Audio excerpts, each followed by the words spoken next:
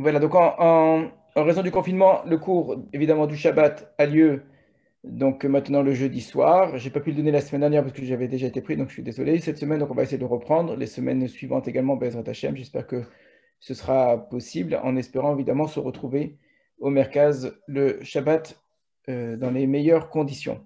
Alors justement, ce Shabbat, il était prévu normalement que Madame Grumbach donc rappelle le Yahrzeit de son papa, donc Yitzhak ben Abraham Zichrono Livracha.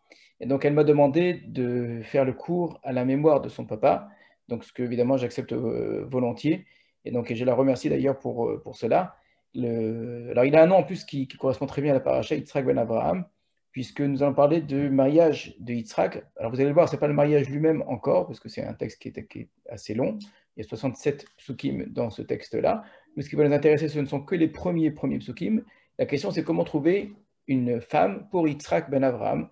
Donc évidemment, ça le renvoie pour la famille de M. Schwartz, évidemment, à beaucoup de noms qui leur sont très familiers. C'est leur propre famille ici qui est en jeu, mais en vérité, c'est notre famille à tous. Qu'est-ce qui va faire qu'on en choisit cette femme plutôt qu'une autre? Donc on va s'intéresser à un dialogue qui est celui d'Abraham avec son fidèle serviteur. Donc la Elohim Nishmat, Yitzhak ben Avraham Zichrono Livracha. Encore une fois, un grand merci à la famille d'avoir proposé ici d'offrir ce shiur à sa mémoire. Alors, on va regarder le texte. Alors, plutôt que de regarder celui-ci, on va d'abord regarder le texte en entier. Voilà, vous l'avez devant vous.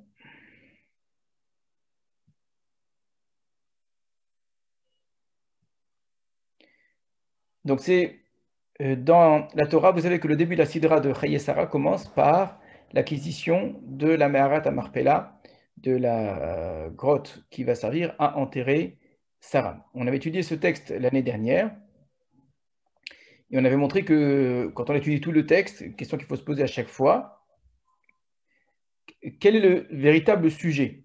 Et en fonction du titre qu'on va donner, en vérité, on suppose un sujet au texte. Donc si on appelle le premier texte l'enterrement de Sarah, c'est qu'on considère que l'essentiel du texte, c'est l'enterrement de Sarah ou la mort de Sarah. Si, comme je l'ai fait, c'est l'acquisition de la grotte de Marpella, c'est qu'on considère que le plus important, c'est l'acquisition de cette grotte-là. Effectivement, je pense que c'est le cas. Et non pas que la mort de Sarah n'ait pas d'importance, elle est extrêmement importante, mais est-ce qu'elle justifie l'ensemble du texte? Certainement pas. La mort de Sarah est mise de côté, véritablement, au sens propre. Les Alpenemeto sont morts, c'est à chaque fois là-bas dans le texte. On met de côté Sarah, on met littéralement de côté son corps, hein, pour régler une autre affaire qui, à ce moment-là, semble extrêmement urgente, qui est l'acquisition. Et on va aller jusqu'au bout avec signature du contrat, avec paiement, etc. Et c'est une fois que tout sera fait que seulement Sarah sera enterrée, alors qu'on aurait pu faire cela avant. Ce qui montre en vérité que le sujet essentiel, c'est l'acquisition de cette terre à laquelle Abraham tient énormément. Donc il faudrait évidemment expliquer pourquoi, etc. C'était le sujet de l'année dernière. Entre autres, ça nous permettait de mettre en avant l'idée que pour Abraham, c'est l'acquisition de la première terre en Eretz Israël. Et que enterrer Sarah, ce n'est pas une idée de mort, bien au contraire, c'est une idée de vie. C'est la vie de Sarah, Chaye Sarah, c'est la vie de Sarah ici qui est d'une certaine façon mise en germe, qui est plantée en Eretz Israël pour augurer de ce que sera la vie future de ce peuple-là. Donc, le premier texte de notre Sidra, cette acquisition de la Maharat à Marpella, c'est vraiment, on pourrait dire presque l'enracinement d'Abraham pour la première fois, dans quelque chose qui est très important, en associant la terre à son épouse. Eh bien, il indique pour toutes les générations à venir qu'il y a un nom, qu'il y a une histoire, et en même temps, il prépare sa propre place, hein, et que cette histoire-là commence avec les Havot en Eretz Israël. Le deuxième sujet, c'est là aussi une grande question. Est-ce qu'on va appeler ça le mariage de Yitzhak? C'est difficile, puisque le mariage de Yitzhak, c'est que ce sera que le tout dernier verset. On a une histoire qui est longue relativement par rapport au reste de la Torah. Il y a 67 psukim, c'est beaucoup. Tout le déluge, c'était 77 psukim, on avait vu. Alors, si on prend la grande histoire de Yosef et de ses frères, là, évidemment, on dépasse de très loin ces chiffres-là, mais en même temps, la grande histoire de Yosef et de ses frères est véritablement composée de plusieurs histoires à l'intérieur, donc ce n'est pas tout à fait comparable. Et si on prend une histoire, c'est rare d'avoir des histoires aussi longues. Là, on a vraiment une histoire très longue. Et le mariage, c'est inversé. Donc, ce n'est certainement pas le sujet. Le mariage, c'est la conclusion. Quel est le sujet? Eh bien, le sujet, clairement, c'est tous les moyens mis en œuvre par le serviteur d'Abraham pour pouvoir trouver cette femme-là. Donc, sa discussion avec Abraham, ensuite son départ, son arrivée, le signe qu'il va rechercher pour savoir quelle est la fille que Dieu aura choisie, la manière dont il va approcher cette fille-là, ensuite comment est-ce qu'il va discuter avec la famille, comment est-ce qu'il va réagir ensuite à ce que la famille va faire, comment est-ce qu'il va prendre la fille et comment est-ce qu'ensuite il va repartir. Donc on a un personnage principal essentiel qui traverse toute notre histoire, c'est le serviteur d'Abraham. C'est un personnage d'ailleurs assez mystérieux, on a tous l'habitude de l'appeler Eliezer, il n'est jamais appelé Eliezer dans notre texte. Il porte différents titres dans le texte. Eved, au départ, Eved Avraham, mais on va l'appeler Ish, un homme, au sens un homme important à un moment, parce que pas tout le monde sait que c'est un esclave quand on le voit arriver. Donc cet homme-là joue le rôle principal de notre histoire. Il commence avec Avraham, il termine avec Yitzhak, et entre-temps, il lui arrive énormément de choses, et c'est autour de ce personnage que se tisse l'ensemble de l'histoire, avec un objectif, comment trouver cette femme qu'Avraham veut pour son fils. Et il a une énorme responsabilité. Alors, on ne va pas étudier tout ce texte. C'est un texte composé de 2 parties. C'est le premier texte, d'ailleurs, pour la petite histoire, qui m'a permis de découvrir personnellement le découpage en 2 parties égales dans les récits de la Torah. C'est à travers ce texte-là, parce que là, les 2 parties sont véritablement extraordinairement parallèles, avec énormément de liens et surtout de différences. Quand on les compare, les différences sont extrêmement parlantes. Mais ça c'est ce qu'on étudiera l'année prochaine.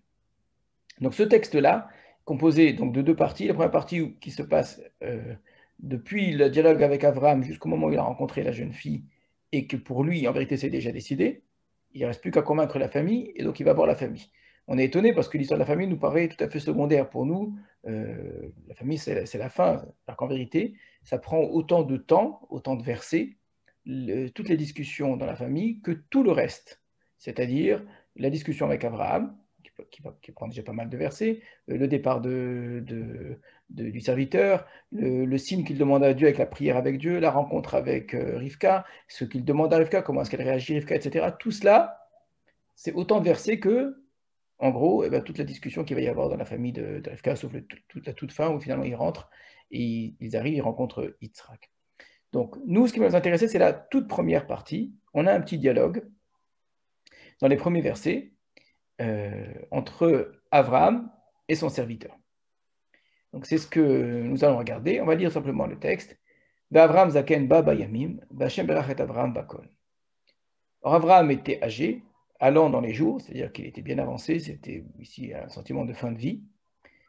Et Hashem avait béni Abraham en tout.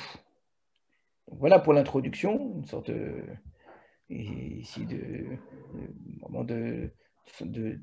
sentiment premier, d'atmosphère qu'on essaie de créer, un sentiment de bracha. Tout va bien. Abraham est âgé, mais en même temps, ce n'est pas une vieillesse qui est triste, une vieillesse réussie. Il a enterré sa femme dans des conditions qui sont aussi réussies, qui sont aussi une bracha, parce qu'il a réussi à acquérir une terre, c'est quelque chose qu'il a toujours désiré. Ce qu'Hachem lui a demandé, la promesse qu'Hachem lui avait demandé, ont commencé à se réaliser. Il a eu l'enfant qu'il attendait, il a eu la terre qu'Hachem lui a demandé, ben, il a commencé à l'avoir. Donc, c'est la première fois de toute sa vie, vraiment, la première fois de toute sa vie, Abraham peut considérer que ce qu'Hachem lui avait promis, au moins a commencé à se réaliser. La seule chose qui reste, bien, c'est de poursuivre maintenant. Ce sentiment de la poursuite, à travers l'enterrement de Sarah d'une part, et bien maintenant doit également se produire à travers le mariage de Yitzhak. Le mariage de Yitzhak signifiera une façon pour Abraham de disparaître, avant même sa mort. D'ailleurs, ça paraît extraordinaire dans le texte, puisque c'est Abraham qui discute avec le serviteur, c'est lui qui lui parle, c'est lui qui le fait jurer, on va le voir. On s'attendrait, ce serait très logique que normalement le serviteur revienne chez Abraham. La fin de notre récit devrait être par un retour du serviteur chez Abraham, comme quelqu'un qui a accompli sa mission. Or, à la fin du récit, il va chez Yitzhak. Plus que cela encore, dans tout le récit, celui qui est appelé Adon, le maître, c'est Abraham. Or, lorsque le serviteur arrive devant Yitzhak avec Rivka tout à la fin, il dit voilà mon maître, et là c'est Yitzhak le maître. Donc on voit bien que le mariage de Yitzhak, c'est lui qui donne à Yitzhak cette place de remplacement d'Abraham. Et Abraham en est probablement conscient, d'où cette phrase-là, Abraham est âgé allant dans les jours, un sentiment que sa vie est accomplie concernant Yitzhak. Il ne reste plus qu'à le marier. En mariant Yitzhak, et bien même s'il continue à vivre, il a déjà joué son rôle. Donc, Vayomer Abraham el Avdo Zekan Beto. Et Abraham a dit à son serviteur, l'ancien de sa maison, vous verrez que Abraham est appelé Zaken et son serviteur est appelé Zaken, ce qui fait un lien entre les deux, ce qui est une sorte de complicité presque. Cette complicité, on va la voir. Il y a c'est presque une identification de l'un à l'autre. Hamoshel Bechol Asherlo, celui qui dirigeait tout ce qui était à lui. Donc c'est une sorte de second Abraham en vérité. Donc Abraham dit à ce serviteur, qui n'est pas nommé, qui ne sera jamais nommé dans tout le texte, Simna yadecha tachat yerechi, mais je te prie ta main sous ma hanche. Alors les commentateurs sont beaucoup interrogés qu'est-ce que signifie cette forme-là. Il y a les midrashim là-dessus, Rashi rapporte le midrash. Il semble que ce soit en vérité une forme de serment dans l'Antiquité, une forme de soumission. Accepter d'avoir la main sous la hanche d'un maître, c'est accepter d'être l'ordre et les commandements de ce maître-là. Et il accepte cela. Maintenant, dans le mot yerer, évidemment, comme on dit yotze yerer, ceux qui sortent de la hanche, c'est une expression pour parler de la descendance. Donc mettre la main sous la hanche, c'est, dans une certaine mesure, être le descendant de quelqu'un. Alors que ce n'est pas de son fils dont il s'agit. Mais ça rajoute à ce sentiment que ce serviteur, c'est presque un second Abraham. Et que la descendance d'Abraham va dépendre de lui. Donc Abraham a eu un fils de manière miraculeuse, extraordinaire, mais la responsabilité qu'a ce serviteur est immense. C'est de lui que va dépendre qui sera Yotz et Yerer, qui va sortir, parce qu'en choisissant la femme d'Yitzhak, eh ça va déterminer quels vont être les descendants. Donc, on reprend le texte. Il dit à son serviteur, l'ancien de sa maison, celui qui dirige tout ce qui est à lui, mets ta main, s'il te plaît, sous ma hanche. Ve'ashbiyacha, et je vais te faire jurer. Hashem Elokei Hashamaim Elokei Haaretz, au nom de Hashem, le Dieu du ciel et le Dieu de la terre. Asher lo tikach isha livni mi benot haKenaani asher anochi yoshev bekerbo, que tu ne prennes pas une femme pour mon fils parmi les filles du Cananéen, au milieu duquel je suis installé. Qui est l'artzi vel molati teler, mais c'est vers mon pays, vers l'endroit où je suis né, que tu iras. De la karta isha livni le Yitzhak, et tu prendras une femme pour mon fils, pour Yitzhak. Donc ce qu'il lui demande, c'est d'aller chercher une femme pour Yitzhak, pour son fils, pour Yitzhak. Donc en tant que mon fils et en tant que Yitzhak, très souvent, je vous ai dit, lorsqu'on a un titre et un nom, c'est en tant que. En tant que Yitzhak, il est déjà quelqu'un, il a sa propre personnalité, mais en tant que mon fils aussi, il a un rôle à jouer en tant que le fils d'Abraham. Donc il faudrait une femme qui corresponde à celui qui est le fils d'Abraham et également une femme à Yitzhak. Et le serment consiste à ne pas prendre une fille de Canaan. Alors pourquoi ce n'est pas Abraham qui fait attention à ce qu'il ne prenne pas une fille de Canaan? Alors on pourrait supposer qu'Abraham s'imagine, allant dans les jours, étant âgé, etc., qu'il ne va peut-être pas la trouver tout de suite, que lui va peut-être mourir, et que la responsabilité maintenant, après la mort d'Abraham, ce sera de trouver la femme qu'il faut pour Yitzhak, en tout cas, certainement pas une fille de Canaan. Donc le serment, c'est de ne pas prendre une fille de Canaan, mais par contre de prendre une fille de son pays et de sa patrie. Sa patrie, c'est une mauvaise traduction, du pays de sa naissance. Que répond le serviteur? On n'a pas un serviteur docile qui dit oui, mon maître, etc. On a un serviteur intéressant, il a du répondant. Ou là, peut-être que la femme ne voudra pas me suivre vers ce pays-là, c'est-à-dire ici le pays de Canaan. Et est-ce que je ramènerai vraiment ton fils vers le pays duquel tu es sorti? Abraham lui dit, garde-toi, de ne pas ramener mon fils là-bas.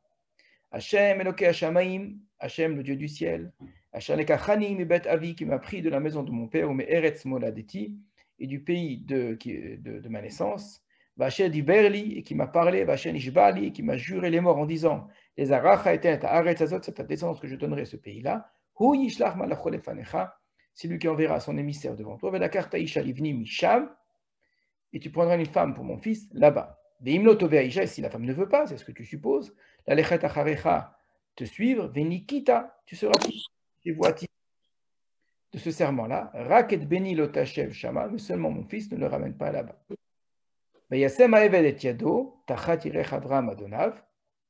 Et donc le serviteur a mis sa main sous la hanche d'Abraham, son maître, en tant que son maître, il lui a juré à l'adabarazé sur cette chose-là. Voilà le texte qui va nous intéresser, 9 versets. Nous avons un dialogue. Alors, petite remarque ici au niveau du texte, d'abord au niveau de la structure du texte, mais un dialogue typique du Tanakh. Pourquoi je vous le précise? Parce que lorsque vous verrez que... Les autres amis Israël, tout S'il vous plaît, veuillez éteindre vos micros, merci. Qu'est-ce qui se passe?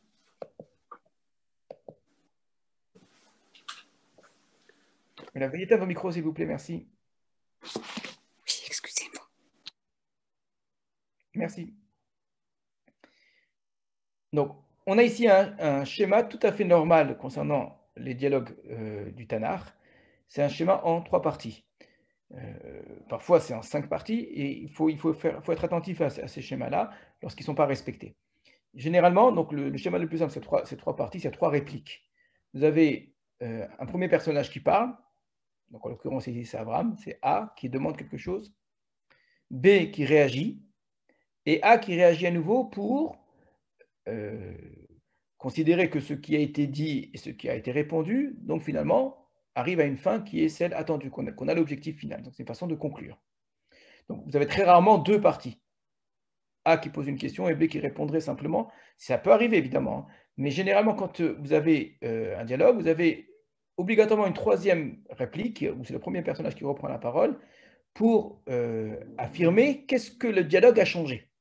J'espère que je me fais bien comprendre. C'est-à-dire que puisqu'il y a eu une discussion, la discussion pourrait être de nature à changer l'opinion de départ. A a émis une idée, B a rétorqué. Alors, comment A réagit finalement à cela? Alors, soit A réagit à nouveau en relançant le débat, et donc vous aurez à nouveau une nouvelle réplique, et donc vous aurez cette fois-ci un dialogue en 5. Ici, c'est un dialogue en 3, où Abraham prend la plus grande part. Abraham parle, le serviteur pose une question à Abraham, et Abraham reprend, et donc en reprenant, c'est-à-dire qu'il tient compte de la question du serviteur, il y répond, et après cela, donc il n'y a plus de parole, le serviteur ne parle pas, il ne dit pas « je ferai », ça y est, on a compris, il agit directement, il met sa main et il y va. On aurait pu, si ce n'était pas le Tanakh, avoir une nouvelle phrase en disant « oui, mon maître, je ferai tout ce que tu me demandes », etc. Mais en vérité, ce n'est plus nécessaire au dialogue. Donc, ce schéma-là, retenez-le bien, il est vraiment important. Abraham donc, émet une idée, il demande quelque chose, et le serviteur vient ici, pose une question, il s'étonne. Quelle est la question du serviteur? Si on regarde très simplement, c'est une question technique. Tu me demandes surtout de ne pas prendre une fille d'ici, d'accord? Surtout pas. Très bien. Maintenant, si je trouve une fille là-bas, mais elle ne veut pas venir, est-ce que j'amène ton fils? D'accord? Ce que tu me demandes à moi. Donc, si c'est tellement important pour toi de prendre une fille de là-bas, et que j'ai trouvé une fille là-bas, mais qu'elle ne veuille pas se déplacer, est-ce que... excusez-moi. Voilà. Donc, si c'est tellement important que je prenne une fille de là-bas, que tu me demandes de jurer pour cela, de surtout ne pas prendre une fille de Canaan, est-ce que ce principe-là auquel tu tiens tellement est à ce point important que ça oblige ton fils, lui, à se déplacer? C'est une question toute simple. Il essaye de supposer tout ce qui est possible, d'accord? Et ce à quoi Abraham lui dit non. Donc, Abraham arrive à une forme de paradoxe, parce qu'il a 2 principes qui se contredisent. C'est un paradoxe qui peut peut-être ne jamais se produire, mais qui est possible. Où d'une part, il va tout prix une fille de là-bas, mais d'autre part, il ne veut surtout pas que son fils ne s'en aille. Alors, la solution au paradoxe, Abraham l'apporte lui-même. Dieu trouvera certainement une solution, Hachem t'enverra un malach, etc. En tout cas, ce ne sera plus tes affaires. C'est-à-dire que le serviteur a eu l'intelligence de comprendre, ce que nous n'aurions peut-être pas compris comme ça en première lecture, mais le serviteur a eu l'intelligence de comprendre que dans la demande d'Abraham, il y a quelque chose de paradoxal, quelque chose de contradictoire. Tu dis une chose et son contraire en vérité. Et comment ça s'exprime? À travers l'idée possible, à travers la situation possible, que la fille ne veuille pas. Et donc là, le paradoxe va apparaître. C'est que tu veux une chose, mais en même temps, tu ne veux pas que Yitzhak s'en aille. Alors comment tu vas faire? D'accord? Alors pour comprendre cela, on va le voir un peu mieux maintenant dans le texte lui-même, comment ça apparaît. Qu'est-ce que le serviteur a entendu d'Abraham? Dans les mots d'Abraham, dans les détails des mots d'Abraham, on va être très attentif ici à chaque mot. Qu'est-ce que lui va dire pour répondre à Abraham? Comment est-ce qu'il répond à Abraham? On va voir qu'on a affaire à quelqu'un de très intelligent. Et c'est que le début, parce que dans la deuxième partie du texte, vous allez le voir dans toute sa grandeur, sa sagacité, sa malignité, hein, avec la famille de Rivka. Il est vraiment extraordinaire, hein, d'intelligence et de sagacité, ce serviteur. Mais c'est déjà vrai avec Abraham. Il ne faut pas le voir que comme quelqu'un de malin avec la famille de Rivka. Il est malin, excusez-moi l'expression un petit peu dans ce terme-là, avec Abraham lui-même. Alors pour cela, j'ai essayé de mettre donc c'est juste ce dialogue, de le mettre un petit peu en forme différemment pour qu'on voit bien apparaître les différents éléments du texte. Quelques instants, s'il vous plaît.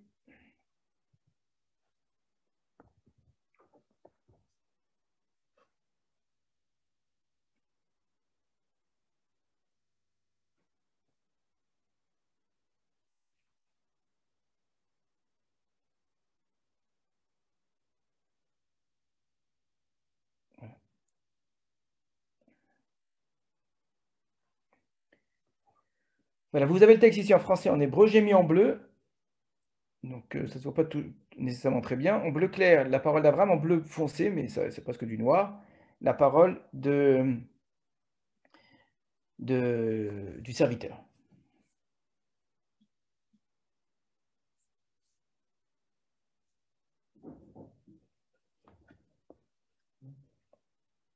Voilà.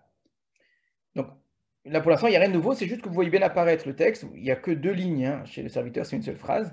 Alors qu'Abraham, c'est bien plus important ce qu'il dit. Vous remarquerez déjà, vous l'aviez peut-être déjà remarqué dans la lecture, que c'est intéressant de remarquer que la deuxième partie d'Abraham, sa deuxième réplique, est plus longue même que la première, ce qui est étonnant. Puisqu'Abraham demande quelque chose, le serviteur lui pose une question, il dit « Mais qu'est-ce que je dois faire ?» Il aurait dû lui répondre rapidement. Mais l'essentiel de ce que Abraham a à dire, a priori, il l'a déjà dit. Il a déjà dit qu'il voulait une fille qui vienne de son pays. Il a déjà dit qu'il ne veut surtout pas que Yitzhak y aille. Il fallait juste répondre à la question. Ce qui prouve bien que la petite phrase du serviteur, ce petit pic en vérité du serviteur, oblige Abraham à reformuler vraiment ce qu'il a à dire et à développer ses intentions de manière beaucoup plus riche. Donc, première chose que l'on peut remarquer, c'est que qu'est-ce que demande Abraham, sur quoi il fait jurer son serviteur? Il le fait jurer de prendre une fille qui El Artzi vel Moladeti Teler. C'est vers mon pays et vers le pays, donc l'endroit où je suis né, que tu vas aller. Et tu prendras une femme, donc là-bas, Livni et Yitzhak pour mon fils, pour Yitzhak. Alors, qu'est-ce qu'Abraham veut en vérité à travers cela? Et la question que beaucoup de commentateurs vont poser, c'est effectivement pourquoi Abraham désire une fille qui vienne de son pays? Alors certains vont comprendre, quand il dit son pays, c'est sa famille en fait.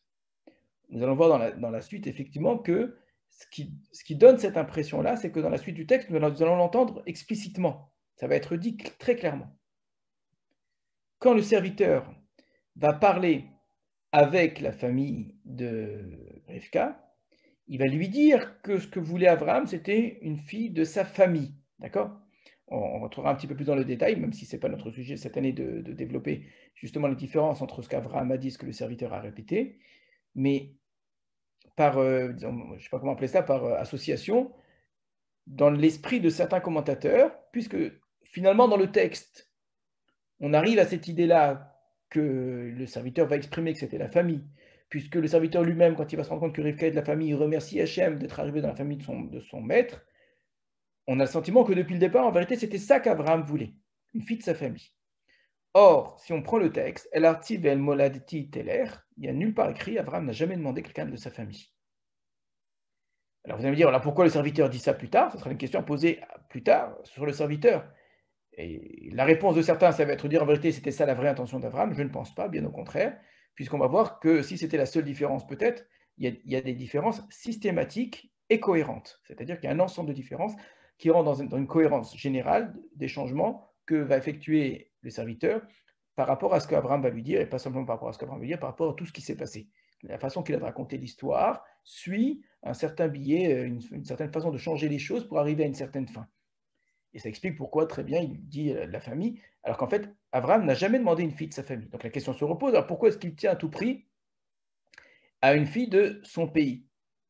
El Artzi vel Molati, regardez bien cette insistance. Mon pays, la famille, l'endroit où je suis né. C'est parce que Abraham insiste là-dessus qu'on est étonné, qu'on suppose qu'en vérité, ce qu'il veut, c'est sa famille, en fait. Mais en vérité, il ne l'a pas dit. Donc il faut déjà être attentif à cela.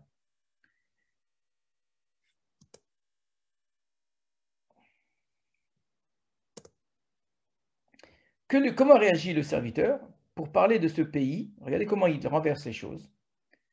Au lieu de lui dire, il est très malin, au lieu de lui dire, mais peut-être que la femme ne voudra pas me suivre dans ce pays-là, est-ce que je vais ramener ton fils vers ton pays, vers l'endroit où tu es né, en reprenant les mots d'Abraham? Il aurait dû reprendre les mots d'Abraham.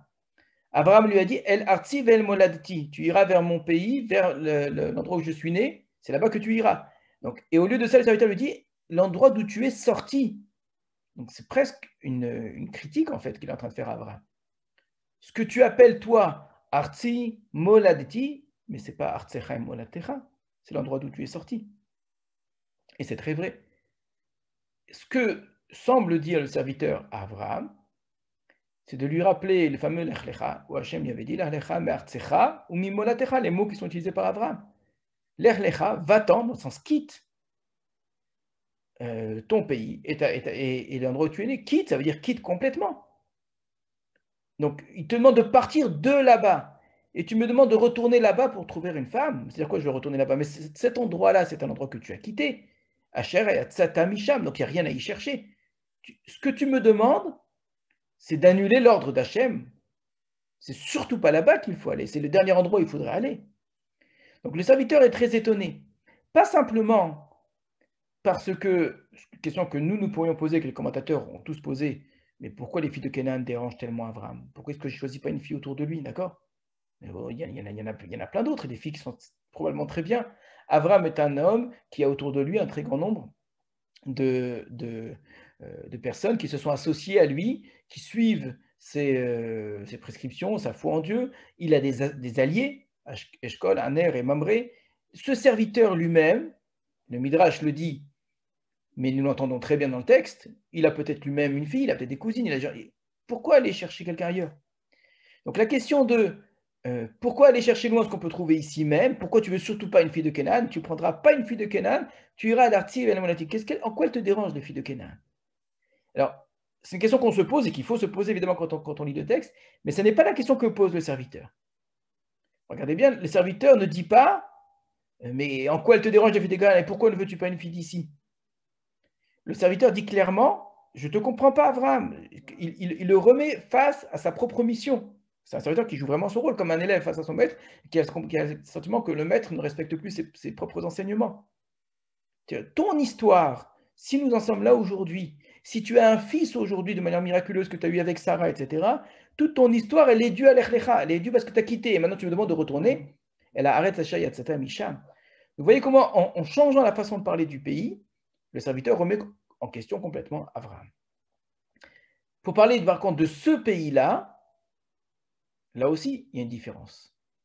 Abraham a dit Mibnot ha-Kenaani, des filles de Canaan. Je ne veux surtout pas des filles de Canaan, d'accord, parmi lesquelles je réside. Le serviteur ne dit pas, et si la fille ne veut pas venir dans le pays de Canaan, elle arrête sa zot, comme s'il devait cacher le mot Canaan. Le mot Canaan ici, il le met de côté, parce que arrête sa zot, c'est la terre qu'Hachem t'a promise. Alors pourquoi veux-tu que j'aille vers l'endroit duquel tu es sorti?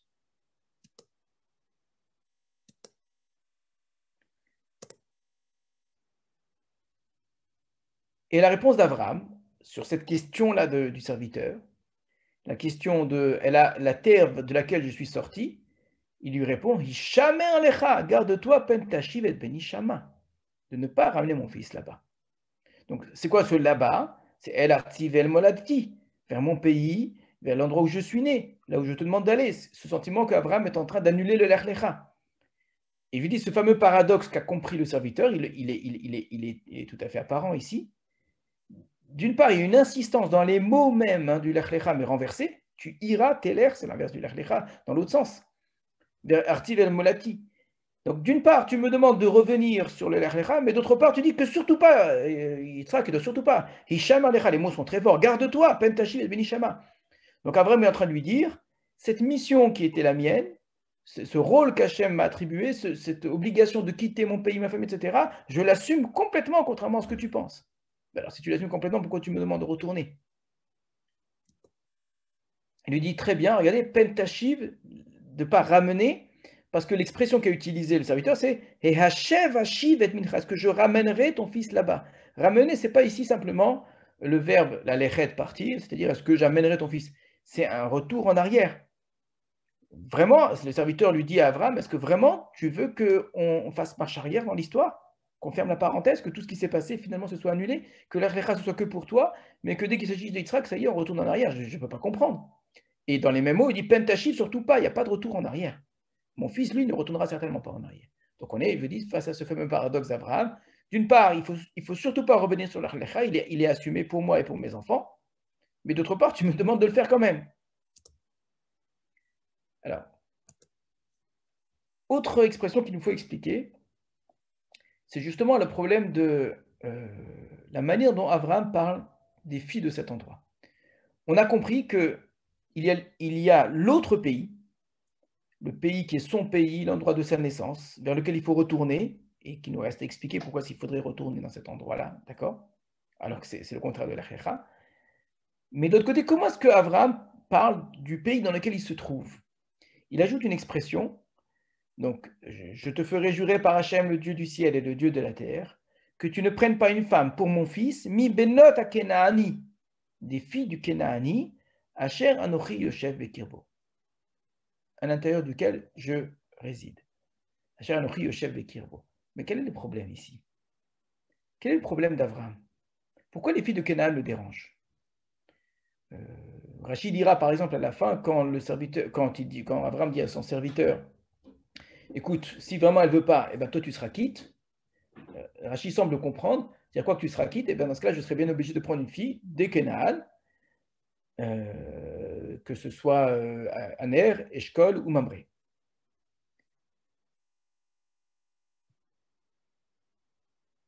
Donc, mais au départ, Abraham ne veut pas cela. Pourquoi est-ce qu'il ne veut pas cela? Alors, plusieurs explications ont été apportées par les commentateurs, par les Midrashim déjà.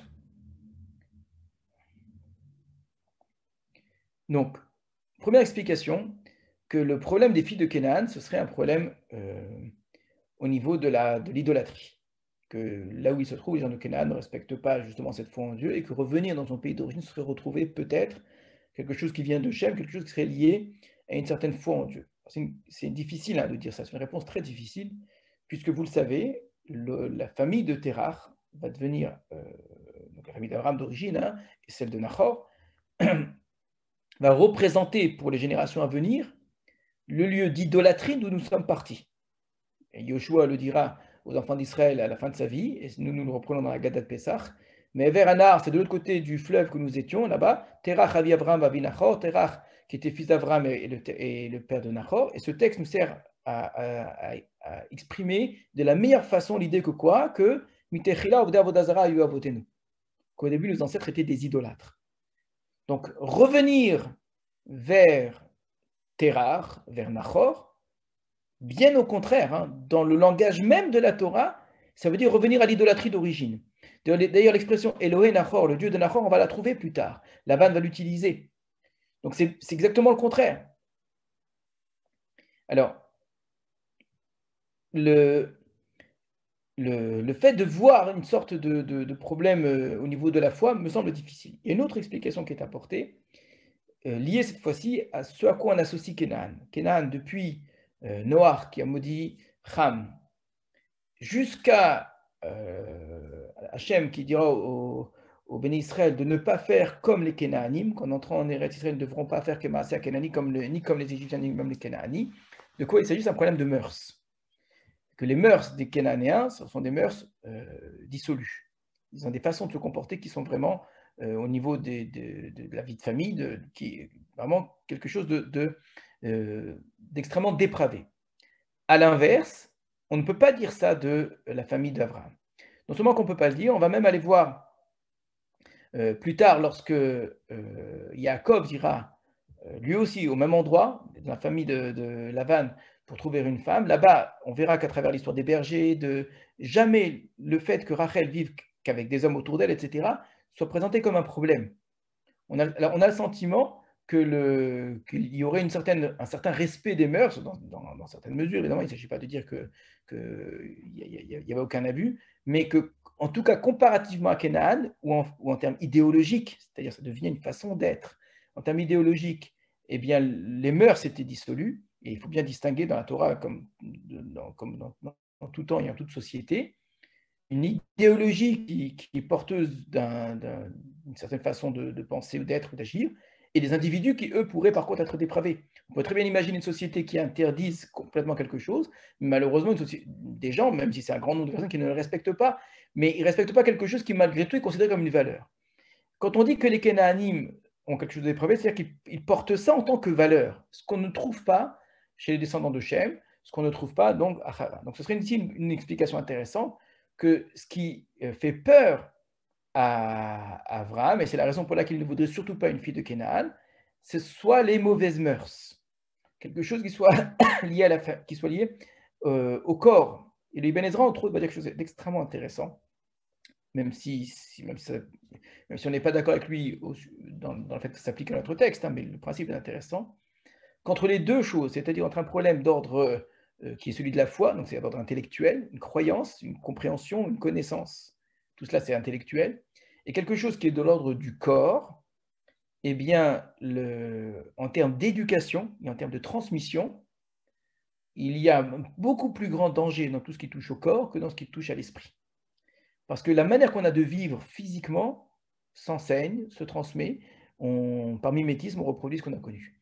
Il est très difficile en vérité de transmettre des idées.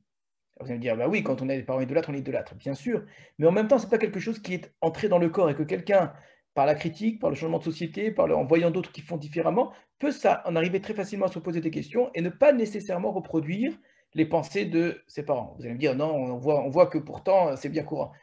C'est certainement vrai. Il ne s'agit pas de dire que chaque génération remet en question complètement la génération précédente en termes intellectuels. Mais si, là aussi, on devait comparer les deux,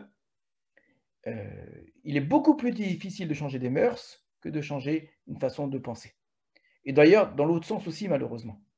Des gens qui ont été éduqués en termes de foi, avec une foi en Dieu, etc., peuvent très bien malheureusement perdre cette foi-là au niveau des générations suivantes.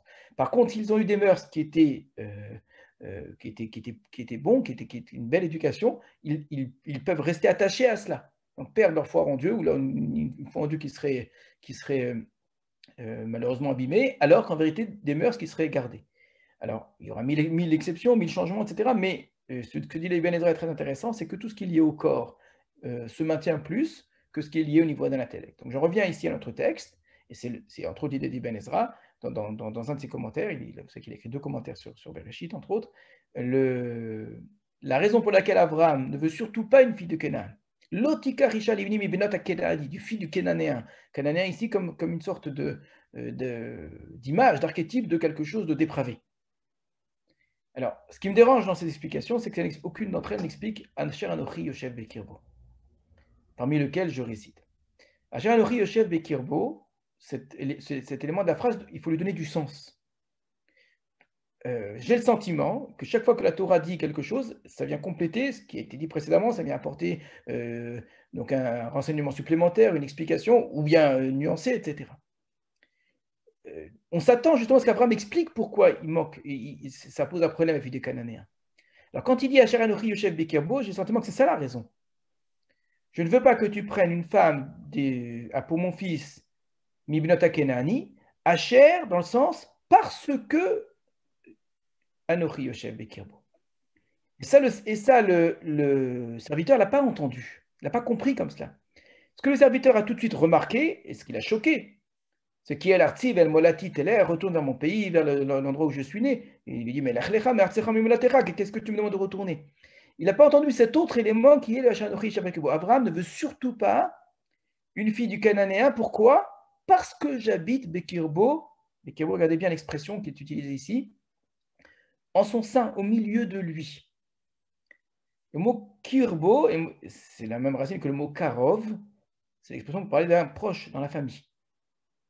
Il y a quelque chose de familial entre nous, une familiarité. Et cette familiarité, je ne veux pas que ça devienne une véritable famille. C'est parce que nous sommes très proches, parce que nous vivons les uns avec les autres, que je ne veux surtout pas qu'ils se marient avec elle. Évidemment, il faut l'expliquer. Quel est le problème d'Abraham? Me semble-t-il, le problème d'Abraham, c'est que précisément, il ne veut pas construire une famille pour son fils Yitzhak à partir de ce qui existe. Cette façon d'imaginer un accroissement de la famille d'Abraham, un développement de la famille d'Abraham, et ensuite d'une tribu, ensuite d'un peuple, est quelque chose de très logique en vérité. Non seulement que c'est très logique, vous allez voir que dans la Torah, c'est exactement comme ça que les choses vont se faire dans d'autres situations. De quelle manière Esav va devenir un peuple et va avoir une terre, la terre de Seir, etc. Ben, il va le faire précisément en se mariant avec des gens de l'endroit. Ça n'est pas par un accroissement naturel simplement, c'est-à-dire uniquement Esav à travers lui-même qui va avoir des enfants, qui va avoir des enfants, etc., etc. Si ça devait prendre ce temps-là, ça serait un temps beaucoup trop long et peut-être d'ailleurs impossible, parce qu'il y a déjà des gens qui sont sur place. Comment je vais finir par prendre la place des gens qui sont sur place? Eh bien, la façon la plus simple, c'est de me mêler à eux Et dans ce cas-là, il y a deux solutions. Soit je m'efface, c'est-à-dire, étant donné que je me mêle à eux et eux sont plus importants, sont plus forts, eh bien, je m'assimile complètement à eux et je deviens eux-mêmes. Soit l'inverse. Soit mon identité est tellement forte qu'en m'assimilant à eux, c'est moi qui, en vérité, les assimile à moi et ils deviennent moi-même. C'est ce que Esav va faire. Esav, en s'assimilant avec Séhir, va faire que Séhir devient Édom, en vérité. Et c'est sa façon à lui, pas simplement de créer un peuple, ce n'est pas juste une question en termes national, c'est également une question en termes territorial. C'est ça qui va faire que Esav va prendre une terre. Il est écrit clairement, Hachem lui a donné Séhir. Mais comment en 2-3 générations il devient un peuple à Séhir? Ce n'est pas possible une chose pareille. Il ne va pas faire la guerre. Il ne va pas s'accroître à une vitesse incroyable. Tout ça, ce n'est pas possible. Il va s'allier et en s'alliant, il va prendre la place.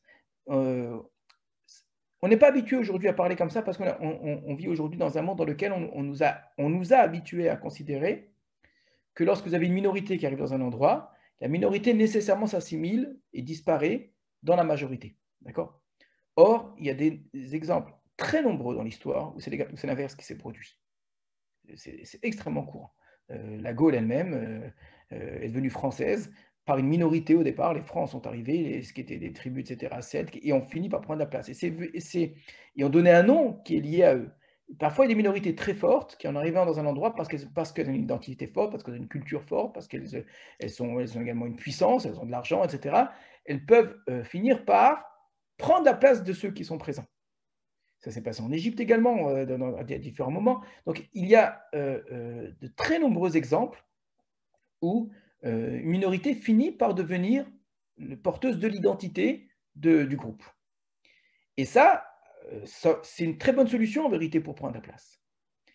On trouve cela également dans Bereshit, à un autre endroit qui est très intéressant, dans l'histoire de Shimon et Lévi à Shrem. Vous connaissez l'histoire, Dina a été kidnappée, elle a été violée, et suite à cela, Shimon et Lévi vont, de manière rusée, donc c'est une tromperie, vont faire croire aux gens de Shrem qu'ils vont s'associer à eux. On va vous donner nos fils, vous allez nous donner nos filles, etc., etc., etc. D'accord. Ce que propose en vérité Shimon et Lévi, c'est exactement la même chose que ce qu'a fait Esav. C'est une façon d'habiter le pays, de s'installer dans le pays. Ce qu'Hachem a promis à Abraham, tu vas t'installer dans ce pays-là, ça va être ton pays. Mais il y a des gens, Kenani, Asbaret, le Cananéen, qu'est-ce que tu vas faire des gens qui sont là? Comment je vais faire? Je vais assimiler ces gens-là à ma propre identité. Ils vont devenir moi-même. Donc on va s'échanger les fils, les filles, etc. Et en faisant cela, on va faire un seul peuple. Donc ce que refuse à tout prix Abraham, c'est exactement ce que vont proposer Shimon et Lévi. Alors ils ne sont pas honnêtes, en vérité, ils n'ont aucune intention de le faire. Mais c'est intéressant de dire que s'ils le proposent et qu'on les croit, c'est-à-dire que c'est quelque chose qui est logique, c'est quelque chose qui s'entend. C'est une façon d'entrer dans le pays et que lorsqu'on est une tribu importante, lorsqu'on est un clan important, ce clan important peut finir par dominer l'endroit. Et je le répète, c'est extrêmement courant. Vraiment, c'est très, très grand. Ceux qui connaissent l'histoire de la France, qu'est-ce qui a fait qu'un jour en France, il y ait des seigneurs et il y ait des serfs qui étaient entièrement dominés par ces seigneurs? Alors, on peut imaginer toutes sortes de causes en disant que les uns sont devenus de plus en plus riches, etc. La réalité elle est tout autre. C'est une grande partie de ces seigneurs, et donc ce qui va devenir l'aristocratie française plus tard, ce qui va devenir la noblesse française plus tard, c'était des gens qui venaient d'ailleurs, qui étaient plus puissants et qui ont soumis ceux qui s'y trouvaient. Donc les serfs étaient en vérité les habitants du pays avant l'arrivée de gens qui étaient importants, qui sont devenus la France, et qui sont devenus les rois de France, etc. etc. Mais en termes de population, c'était ceux qui étaient les dominés, qui étaient les habitants d'origine, et c'était les dominants qui étaient en réalité les arrivants. Et ça s'est reproduit, vraiment, c'est des choses qu'on peut trouver dans beaucoup, beaucoup d'endroits dans le monde, où la minorité, mais une minorité forte, avec une identité forte surtout, avec une culture forte, une civilisation, avec par exemple la connaissance des arts ou des sciences, etc., finit par complètement avaler les gens qui s'y trouvent. Et ça, Abraham ne le veut pas. Or, c'est la chose la plus logique en vérité. Abraham se refuse à cela. Il se refuse à faire en sorte que je suis dans un pays, je suis apprécié, je suis respecté. Abraham est très respecté. Alors, il suffit de lire le texte d'avant, et c'est très important de lire les deux textes à la suite. Les Chittim voient en Abraham un seigneur. Nessi Elohim Ata, tu es le prince de Dieu. Personne parmi nous ne te refuserait une Kevura. Eh bien, vous pouvez très bien dire, personne parmi nous ne te refuserait sa fille. Il peut choisir la princesse qu'il veut, il peut choisir la meilleure d'entre elles, celle qui, au niveau de la foi intellectuelle, et une foi en Dieu la plus parfaite, celle qui a des mœurs les plus parfaites aussi, pourquoi pas, avec une balade très saine. Il peut trouver probablement la fille qu'il veut, Abraham. Mais il ne le veut pas. Il ne veut pas justement chercher une fille qui aurait toutes les qualités possibles. Pour une simple et unique raison, il ne veut pas s'allier aux gens de l'endroit. Asher Anochi Yoshev Bekirbo, je suis installé parmi eux et je ne veux pas vivre parmi eux.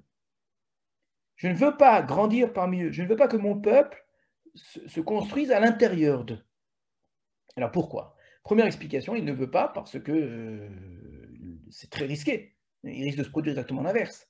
Tu vas vivre parmi eux, en vivant parmi eux, c'est pas surtout que tu prennes le dessus. Et ça peut être l'inverse et qu'il puisse se produire qu'au contraire, tes petits-enfants auront des cousins cananéens, et d'ailleurs tes enfants vont vivre que parmi des Cananéens, et finalement ça va devenir des Cananéens.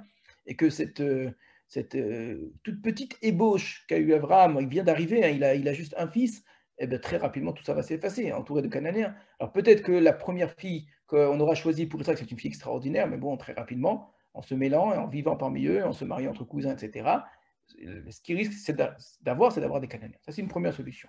Un premier risque qui justifie très bien pourquoi est-ce qu'Abraham ne veut pas risquer cela en disant je ne vais pas passer par les Cananéens pour arriver à former un peuple. Deuxième explication qui me paraît plus juste, parce que ça va à l'encontre clairement du projet divin. Abraham a tout fait pour accomplir le projet divin de manière naturelle. Dieu lui a dit de quitter son pays, sa famille, sa patrie, etc., d'aller vers le pays qui lui montrera et que là-bas il aura une grande nation. Abraham n'a pas cru dans le miracle, à aucun moment il a cru dans le miracle, sauf quand il a été forcé, et le jour où il a été forcé, il a explosé de rire tellement que c'était inattendu. Donc, il en est arrivé au bout du compte à comprendre, par le miracle, par la naissance de Yitzhak, et Yitzhak, c'est justement une alternative absolue, c'est-à-dire une sorte de différenciation complètement marquée, avec les autres alternatives qui sont un fils naturel, Ishmaël, un fils spirituel, Eliezer, un fils adoptif, Lot. Abraham a fini par comprendre, par la force des choses, que ce que Hachem voulait, c'était faire naître quelque chose de surnaturel, quelque chose de détaché du reste. À Yitzhak, c'est un absolu différent. C'est quelque chose qui vit dans sa propre naissance, dans son être, une sorte de séparation complète du reste du monde d'une certaine façon. C'est tellement vrai que son nom veut dire cela. Yitzhak, il fera rire. Rire pourquoi? Pas parce que c'est pas parce que c'est un homme amusant. Il fera rire parce que son existence est inattendue. On n'arrive pas à croire qu'il existe. Il ne devrait pas exister. Il y a une stérilité derrière, il y a une mort derrière, il y a une impasse derrière. Il ne peut pas sortir quelque chose de vivant de cela. La nature ne lui laisse pas de place. L'histoire ne lui laisse pas de place et il est quand même là. C'est incompréhensible. Alors, prendre cette graine surnaturelle, cette graine miraculeuse, alors qu'Abraham a eu d'autres fils qui, eux, ont suivi un processus naturel. Mais il s'est rendu compte que de Sarah ne peut naître quelque chose que surnaturel. Je ne vais pas immédiatement le renaturaliser, lui faire perdre cette particularité extraordinaire, ce rire-là, et dire à nouveau, maintenant, pour qu'il devienne un peuple, eh bien, on va le rétablir parmi les Cananéens. Si c'était ça qu'Hachem avait voulu, depuis le départ, il m'aurait amené parmi les Cananéens. Il m'aurait demandé de parler aux Cananéens, ce qu'il a fait, de faire des corbanotes, de leur apprendre le service divin, et ce serait devenu mon peuple. Mon peuple, ça aurait été un peuple de Cananéens convertis à la foi en Dieu. Et ça lui aurait très bien plu à Abraham, ça lui aurait suffi.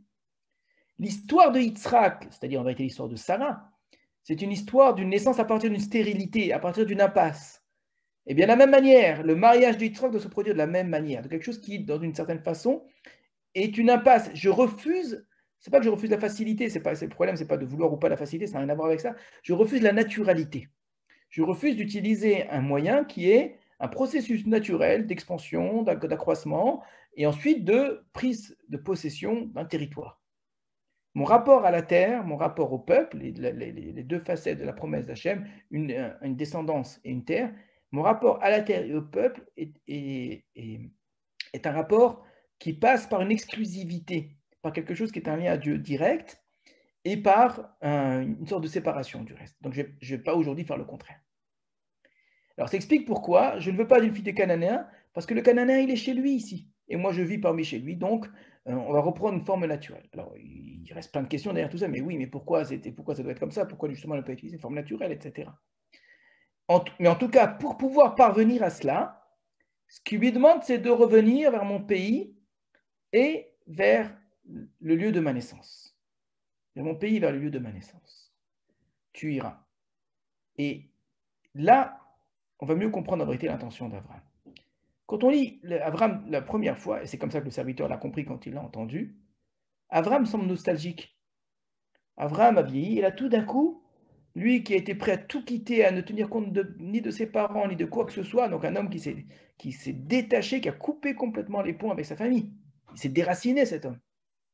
Voilà qu'à la fin de sa vie, quand il s'agit de marier son fils, on a le sentiment que voilà, la nostalgie revient et qu'il y a une sorte de retour aux racines qui fait que finalement, j'aimerais bien que mon fils il ait un petit peu de ce que j'ai connu avant. Mais ça, c'est inacceptable, c'est inadmissible, une chose pareille. Ça, le serviteur d'Abraham, il ne peut pas l'entendre. Il dit clairement, arrête, Achayat Misham, tu es sorti de ce pays-là. Alors, tu ne veux pas une fille d'ici parce que tu ne veux pas un accroissement naturel, mais qu'est-ce que tu me demandes d'aller là-bas? Cet endroit-là, c'est le dernier endroit au monde où je devrais aller. Et on l'a dit tout à l'heure, cet endroit va même représenter, pour l'histoire, et jusqu'à aujourd'hui dans la Haggadah de Pessah, on va le répéter d'année en année, cet endroit représente notre origine méprisable. Matril Bignaï, Msayem Bishfar. C'est une origine méprisable dans le sens que c'est le lieu de notre idolâtrie où nos ancêtres, nos parents, notre père étaient idolâtres. Retourner là-bas, c'est vraiment faire marche arrière, pas simplement au niveau géographique, au niveau familial, mais c'est faire marche arrière au niveau de la foi en Dieu. C'est clairement ça chez Hachem, il dit, je veux que tu coupes les ponts. Donc le serviteur n'accepte pas cela. Pourquoi est-ce qu'Abraham demande ça? Pourquoi est-ce que, d'une part, je ne veux pas une fille des Canaan, on a expliqué, parce que je ne veux pas que mon fils se mêle aux gens d'ici et que ma famille, mon peuple naisse d'ici, ça je ne veux pas. Mais pourquoi retourner là-bas? Bien tout simplement, parce que ce que veut Abraham, c'est exactement le contraire de ce qu'a compris le serviteur. Le serviteur a compris qu'il fallait retourner. Abraham veut exactement le contraire. Il faut quitter cet endroit. Il faut quitter cet endroit, vraiment. C'est quoi qu'il faut le quitter? Écoutez bien, c'est que tu vas retourner là-bas. Mais je veux une fille qui quitte cet endroit. Toi, tu vas faire ce chemin, toi, le serviteur. C'est intéressant, on ne va pas parler de ça, pourquoi le serviteur, lui, doit jouer ce rôle de celui qui revient vers les racines d'Abraham. Je vous dis, c'est une sorte de double d'Abraham, le serviteur. Ce qu'Abraham ne veut surtout pas faire, que son fils ne doit surtout pas faire. Alors, Abraham choisit une sorte de double, c'est très intéressant ici en termes littéraires, qui, lui, va jouer ce rôle qu'Abraham ne peut pas jouer, de revenir vers la famille, vers la patrie, etc., vers sa naissance. Donc, tu vas retourner là-bas, mais pour faire sortir quelqu'un de là-bas. Et faire sortir quelqu'un de là-bas, ça voudrait dire que ce que Rivka va faire, c'est exactement la même chose qu'Abraham a fait. On va demander à Rivka de l'echilach, quitte pour toi, et artser, et molater, ton pays, etc.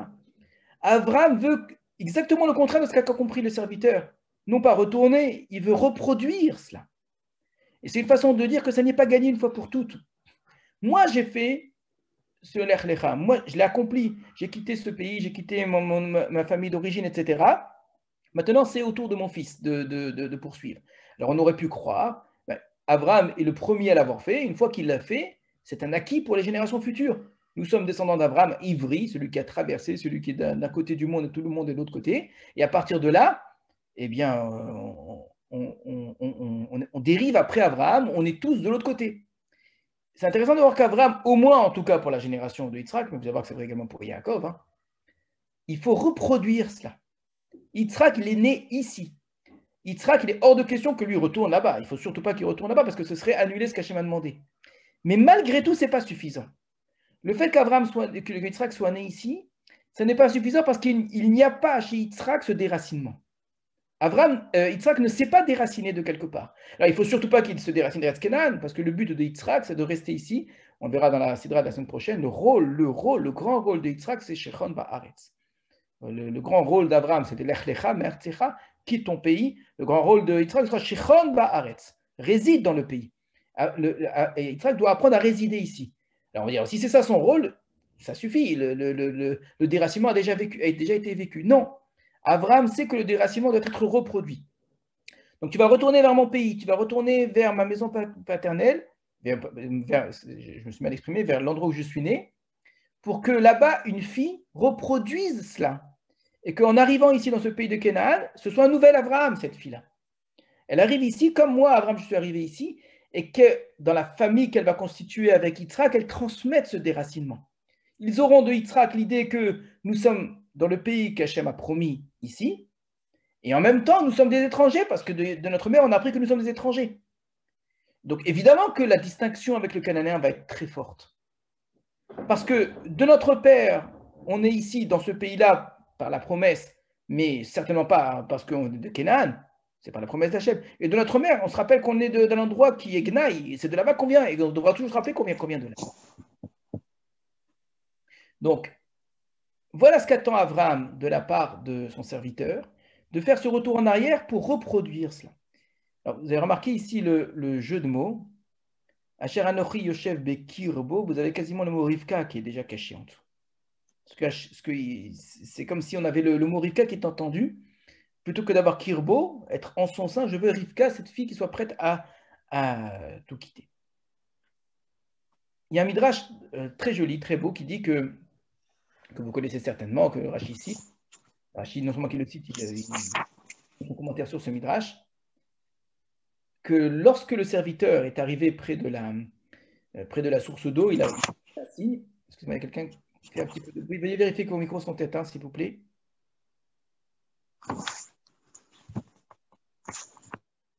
Merci.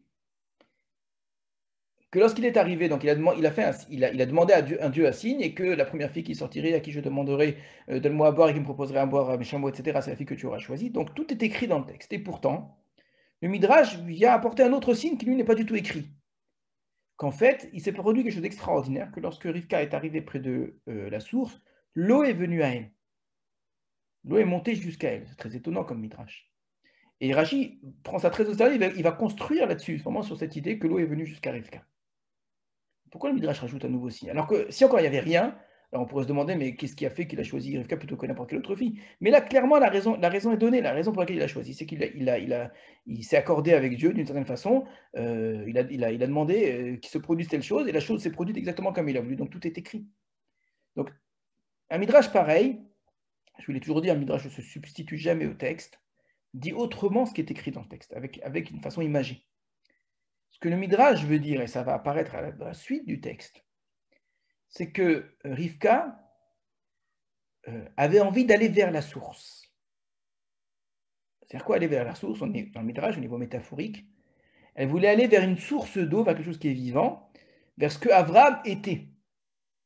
C'est-à-dire ce que représente Abraham. Cette idée d'Abraham, Rivka l'a possédée en elle. Elle avait quelque chose en elle qui l'a poussée vers cela. Ça se voit entre autres à travers son chesed qui ressemble beaucoup au chesed d'Abraham. Elle connaissait pas Abraham peut-être. Elle en avait peut-être entendu parler, je ne sais pas. Mais il y avait chez Rivka quelque chose d'Abraham. Et ce que Abraham a eu et que Rivka n'a pas eu, ils sont exactement dans la même situation. Ils sont dans une famille en étant différents de leur famille. Lorsque plus tard, sa famille va dire à Rivka, elle va dire, écoute, est-ce que tu vas suivre cet homme-là? Ils s'attendent à ce qu'ils disent, non, pas du tout, je vais rester avec papa et maman. Tout de suite, elle dit, non, non, je m'en vais. Elle ne veut pas rester ici. Ça veut dire quoi? Elle est dans une situation d'être dans une famille dans laquelle elle ne trouve pas sa place. Pourquoi? Parce qu'en termes de valeur, elle ne leur correspond pas. C'est exactement la situation dans laquelle se trouvait Abraham quand lui était plus jeune. Mais qu'est-ce qui s'est passé pour Abraham? Dieu lui a parlé, il lui a dit, va-t'en. Rivka n'a pas ce mérite extraordinaire. Elle n'a pas Dieu qui vient, qui lui parle, dit lech lecha, etc., etc. D'accord? Mais ce qui se passe chez Rivka, c'est plutôt qu'elle aille vers la source, c'est la source qui est venue vers elle. Le serviteur d'Abraham qui vient chez elle, c'est Abraham qui vient chez elle et qui l'amène. Donc, elle était dans ce désir d'aller vers l'eau, et il s'est passé un miracle extraordinaire, un bonheur merveilleux pour cette petite fille-là, qui est que dans cette recherche de valeurs qui soient différentes de sa famille, dans ce sentiment d'être très différent des gens de sa famille, et en ayant le sentiment d'être coupé. Mais quand on est une jeune fille, on ne peut pas quitter, on ne peut pas partir. C'est pas comme un homme, à cette époque-là, c'était inimaginable. Elle ne pouvait même pas espérer un jour grandir et dire je m'en irai. Son destin à elle, malheureusement, c'était je suis peut-être différent, j'ai d'autres valeurs, mais je serais bien obligé de marier avec des gens d'ici, et puis tant pis pour moi, quoi. Et là, il se produit quelque chose de merveilleux dans sa vie avec ce serviteur qui arrive et qui lui. Mais c'est l'eau, c'est Abraham qui vient vers elle et qui lui dit voilà, tu voulais changer, tu voulais être quelqu'un de différent, eh bien, tu vas intégrer l'histoire d'Abraham. Donc, je reviens à notre texte. Abraham, ce qu'il voulait, c'était un nouveau Lech Lecha. Tu vas retourner pour faire un nouveau Lech Lecha. On continue. Et on va s'intéresser maintenant au nom de Dieu, la manière dont le nom de Dieu est exprimé dans notre texte. Vous avez ici, regardez, la manière dont Abraham parle. Je te ferai jurer Bachem, Eloke Hashamaim, Veloke Haaretz. Hachem, le Dieu du ciel et le Dieu de la terre. C'est une belle expression, hein, bon, j'en conviens tout à fait, elle ne dérange pas en tant que telle, sauf qu'on n'est vraiment pas du tout habitué à parler comme cela. Depuis quand Abraham parle au nom du Dieu du ciel et Dieu de la terre? On a entendu quelque chose qui ressemble à ça, hein, mais chez Malki Tzedek. Malki Tzedek avait dit que le Dieu d'Abraham, c'était Kone Shamaim Va'aretz, c'est-à-dire dans la bouche de quelqu'un qui n'est pas justement de la famille d'Abraham. Et plus tard dans l'histoire, on ne parlera pas du Dieu du ciel et du Dieu de la terre, Loké Hachamim, Loké Haaretz. C'est un langage qui est tout à fait juste, bien évidemment. Hein. Un langage, excusez-moi de dire, trop universel. Comme si c'était dérangeant d'une certaine façon. C'est-à-dire, on a le sentiment que c'est un langage qui n'appartient presque pas à la famille d'Abraham plus tard. En tout cas, je te ferai jurer à ce titre-là. Alors évidemment, il parle avec quelqu'un qui ne fait pas partie de sa famille précisément. Il parle avec son serviteur, et à lui, il le fait jurer, Bachem, Eloké Hashamaim, Eloké Haaretz. Le serviteur met Dieu complètement de côté. Peut-être la femme ne voudra pas me suivre, moi, vers ce pays-là. Il ne parle pas ici le pays qu'Hachem t'a juré, etc. Est-ce que je ramènerai le fils vers ce pays-là duquel tu es sorti? Il ne dit pas qu'Hachem t'a fait sortir. Mais en tout cas, Abraham, lui, met en avant cela. Et à nouveau, dans la réponse, vous allez voir qu'il met à nouveau en avant le nom de Dieu.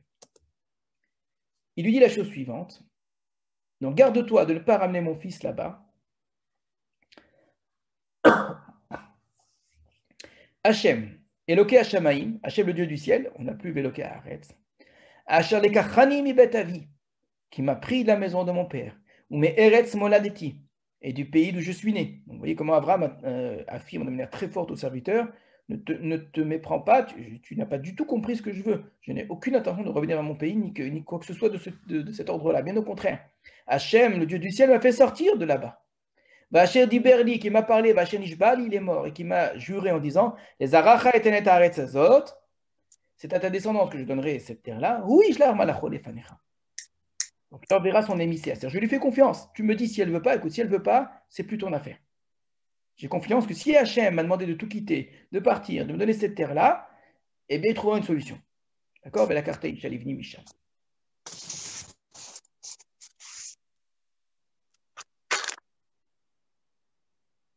Alors, regardez bien ce que dit Abraham ici. Il est en train de dire, excusez-moi,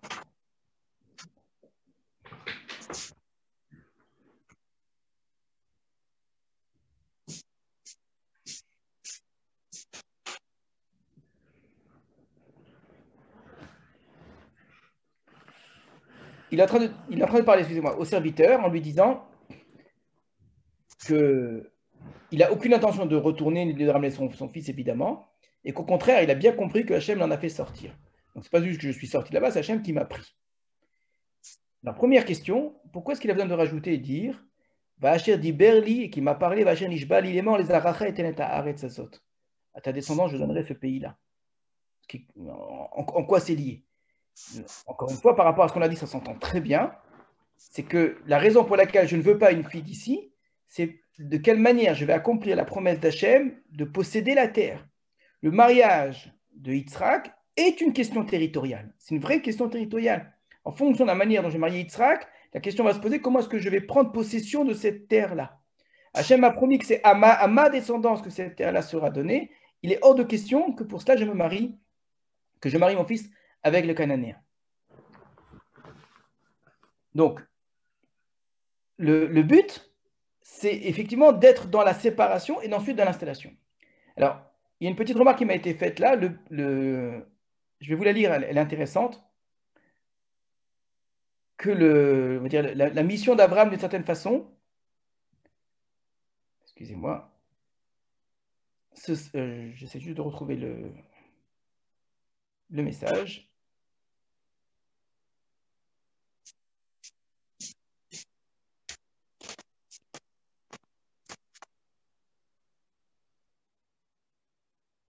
Voilà, que le rôle d'Abraham, ce serait d'être toujours dans le mouvement et pas dans la sédentarisation.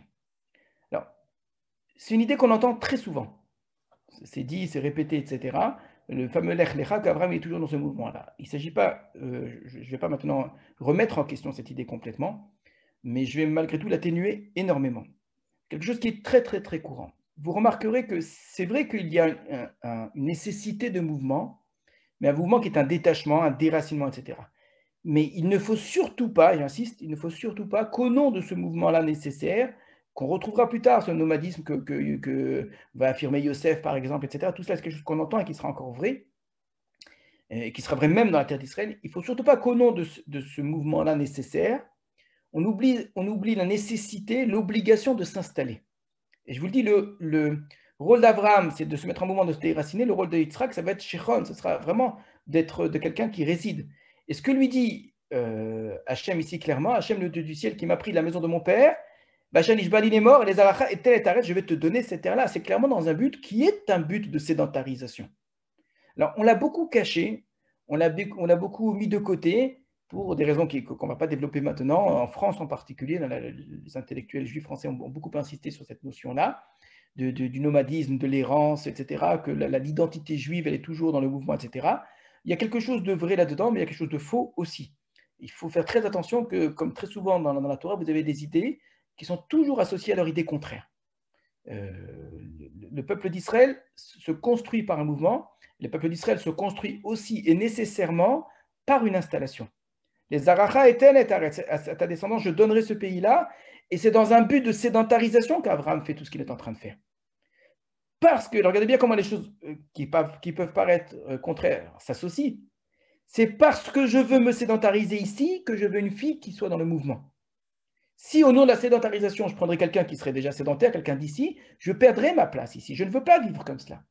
Donc, la particularité de l'histoire d'Abraham, c'est que l'installation se fait par le déracinement et par un déracinement que je veux reproduire de génération en génération. Mais le but, c'est un but de sédentarisation. Le but, c'est de créer un peuple ici. Je dis, c'est un but territorial, c'est un but de possession. De quelle manière cette terre sera ma terre? Bama Eda Kirachena. Comment je saurai que j'en prendrai possession? C'est la question d'Abraham, et ça, on l'oublie souvent. On s'arrête sur quelques versets phares, le Lech Lecha, etc. Et on oublie que le questionnement d'Abraham, c'est comment je sais que je vais prendre possession. L'inquiétude d'Abraham, c'est cela. Et donc la volonté d'Abraham, c'est de prendre possession aussi. Donc la façon qu'il a de parler d'Hachem, on le voit. La première fois, c'est Hachem, le Dieu du ciel et de la terre. On n'a pas encore expliqué ces idées-là quand il fait jurer le serviteur. Je trouve que c'est vrai que c'est quelque chose qui s'entend quand on parle à quelqu'un qui n'appartient pas à la famille d'Abraham. Un élève d'Abraham, comme Malkitsédek par exemple, effectivement a entendu d'Abraham qu'il y a un Dieu du ciel et un Dieu de la terre. Donc c'est le langage, on pourrait presque dire, de l'école d'Abraham. Maintenant, quand il reprend, après la critique du serviteur en lui disant « mais tu ne vas pas quand même retourner dans ce pays d'où tu es sorti », quand il reprend cela, il ajoute le Dieu du ciel qui m'a pris la maison de mon père, etc., qui m'a promis cette terre-là, et c'est parce qu'il m'a promis cette terre-là que je fais tout ça. Alors pourquoi est-ce qu'il dit simplement Hachem, le Dieu du ciel, il ne dit pas le Dieu de la terre? Donc Hachem, le Dieu du ciel et de la terre, au départ, c'est en son nom que je te fais jurer de ne pas prendre une fille d'ici, une fille du Cananéen. Et dans la deuxième partie, quand il lui dit attention surtout de ne pas faire amener mon fils là-bas, Hachem, le Dieu du ciel, m'a amené. Alors, on a un rachis sur place intéressant qui essaie d'établir une chronologie en fait. On a le présent, c'est la première réplique d'Abraham, quand il lui parle à son serviteur et qu'il le fait jurer, s'il le fait jurer au présent, tel que le Hachem est vécu maintenant, l'expérience d'Hachem aujourd'hui. Après tout ce qu'Abraham a vécu, Hachem, il est le Dieu du ciel et le Dieu de la terre, comme d'ailleurs Malkitsédek l'a montré. C'est qu'effectivement, les gens qui ont vécu près d'Abraham et qui ont entendu son message ont compris qu'Hachem est le Dieu du ciel et le Dieu de la terre. Ça, c'est aujourd'hui, grâce à Abraham. Mais quand il parle de Hachem qu'il avait pris de la maison de son père, c'est au passé. Hachem, Eloké Hachem, quand il m'avait pris à l'époque, il n'était que le Dieu du ciel. Donc il n'était que le Dieu du ciel. À cette époque-là, donc Rachid est en train de montrer que dans une sorte de chronologie respectée, on ne peut pas parler d'Hachem, le Dieu du ciel et de la terre, avant, quand Abraham était encore à Haran et qu'à ce moment-là, Hachem l'a pris. À ce moment-là, il était simplement le Dieu du ciel et que maintenant, grâce à Abraham, il est devenu le Dieu de la terre. Mais on peut aller plus loin encore que ce que dit Rachid sur la base de ce qu'il a dit. C'est peut-être d'ailleurs l'intention profonde de Rachid. Que le mot Eretz ici, comment est-ce qu'il faut le comprendre? Est-ce que c'est le Dieu de la terre, de toute la terre, ou bien le Dieu de la terre, le Dieu du pays? Le mot Eretz, vous savez qu'il supporte ces deux sens. Presque tous les commentateurs vont comprendre Eloké Hashem et Eloké Haaretz, exactement comme Malkitsédek, connaît Shamaim va Haaretz, c'est Shamaim va Haaretz associé, comme on trouve dans Bereshit également, c'est évidemment Haaretz toute la terre, c'est clair. Pourtant, le Ibn Ezra va proposer que Eloké Haaretz, l'expression Eloké Haaretz, elle est utilisée ailleurs et elle signifie le Dieu du pays. C'est le Dieu du pays. Alors, honnêtement, ça me paraît difficile de dire ça dans le chat. Parce que quand on a l'association Shamaïm et Eretz ensemble, on voit mal une association du ciel partout et la terre uniquement la terre d'Israël, la terre de Canaan. C'est vrai que l'expression Eloké Haaretz, elle existe, elle s'entend pour étant le Dieu du pays. Mais malgré tout, en considérant que Hachem Eloké Haaretz signifie, je le pense vraiment, le Dieu du ciel, le Dieu de toute la terre, l'ensemble de la terre. Malgré tout, j'ai le sentiment que ce que dit Abraham, c'est cela.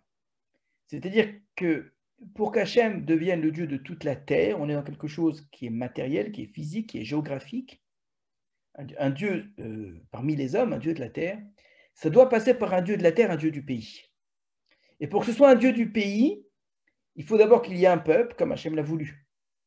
Hachem Eloké Hashamaïm, Hachem le Dieu du ciel, qui m'a pris de la maison de mon père, ou mes Eretz Moladeti, et du pays d'où je suis né, Hachem dit Berli, pour me dire j'ai ta Aretz Azot qui va me donner cette terre-là à ma descendance, c'est qu'à travers l'expérience de ce peuple déraciné, de ce peuple qui s'est détaché, c'est pas simplement de sa famille, mais de tout, pour arriver dans ce pays-là, cette nouvelle expérience que va vivre ce peuple-là sur cette terre-là, avec ce Dieu-là, c'est une expérience pour toute la terre.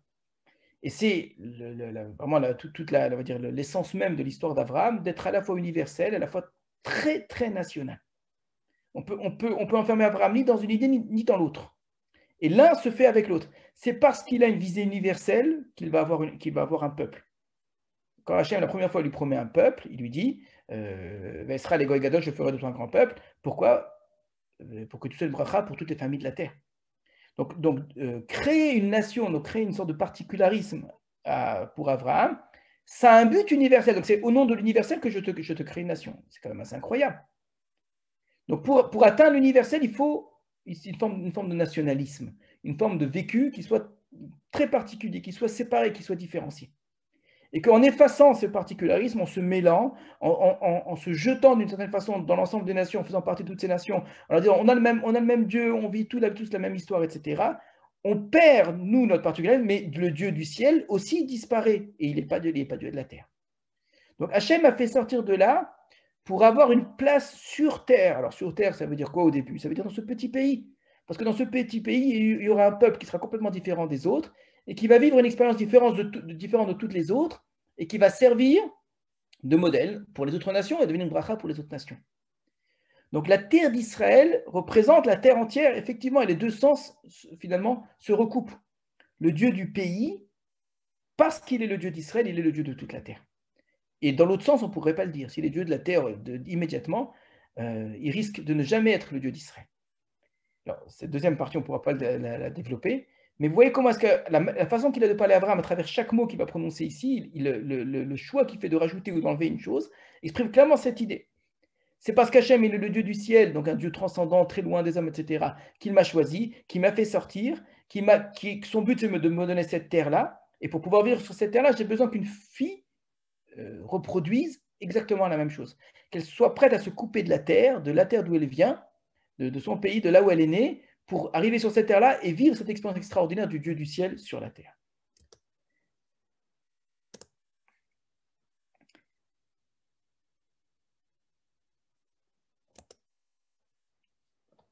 Alors, regardez clairement comment est-ce que on a ici une autre petite distinction.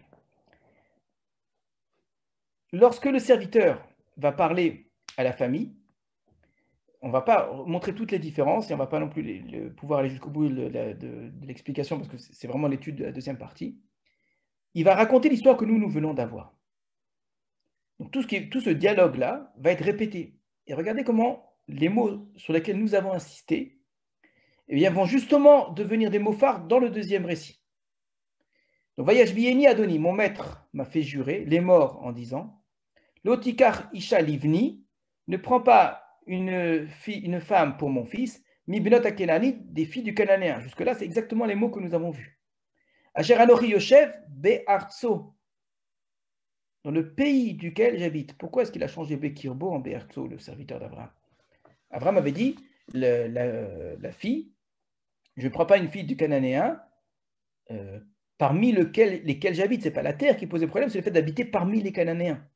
Et on avait expliqué Bekirbo, je vous ai dit, il y a presque un jeu de mots entre Rivka et Bekirbo, c'est que vivant parmi eux, je me mêle à eux, et la question qui se pose, c'est est-ce que je peux constituer un peuple à partir du Cananéen? Et je ne veux pas constituer un peuple à partir du Cananéen, et je veux surtout pas disparaître parmi le Cananéen. Or, ce n'est pas ce que dit le serviteur. Le serviteur, quand il prétend ce que Abraham lui aurait fait jurer, il dit, Abraham, ce qu'il m'a dit, c'est de ne pas prendre une fille dans le pays duquel j'habite. C'est-à-dire que le problème, c'est un problème de pays. Pourquoi est-ce qu'il fait cela? Parce qu'il leur parle à eux, et cette idée de savoir de quelle manière Abraham va constituer un peuple avec le Cananéen ou pas le Cananéen, ce n'est pas du tout leur problème, et ça ne les intéresse pas du tout. Eux ont besoin d'entendre que eux sont spéciaux, qu'ils sont une racine, que cette racine est très importante. Exactement le contraire de ce que veut Abraham. Abraham veut que Rivka se coupe de cette racine.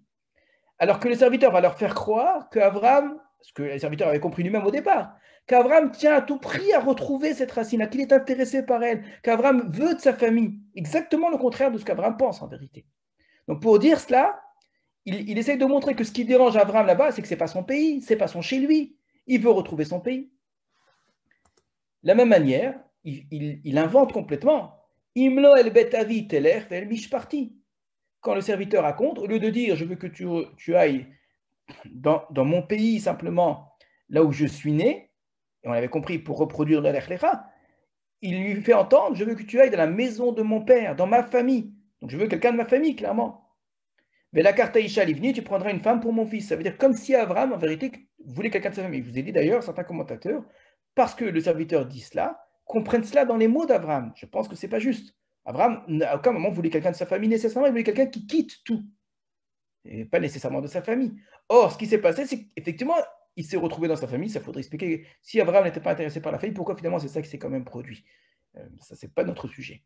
Mais le serviteur, quand il change, vous voyez que ce qui change, c'est justement les éléments qui pour nous étaient déjà des éléments intéressants, en faisant croire qu'Abraham tenait à cette famille-là.